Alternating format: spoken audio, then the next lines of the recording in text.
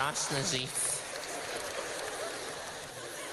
Но шапочка, конечно, она с детства была, ну, немножко туповатая, потому что, знаете, ну, у нее детство было тяжелое. Во-первых, мать, которая все время думала, как отравить бабушку, она о детях не думала. Семья у нее была большая, понимаете, горшок все время занят. Это все в себе, это же тяжело.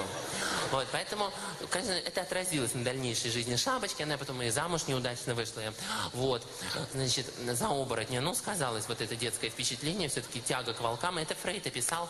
Я не буду заострять на этом внимание, надо короче уже. Хотя куда уж короче, слушайте. Значит, идет эта шапочка с пирожками этими. Ля-ля, уже хорошо. Опята начали действовать. Ну вот, значит, шапочка интервьюировала это волосатое чудовище. Я красная шапочка. Какая ты красная шапочка? Ты дура.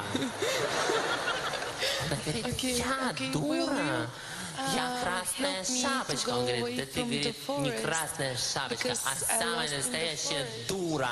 А ее уже все трясет, уже пирожки повыпадали, уже мелкое зверье их поела, уже потравилась, запах пошел.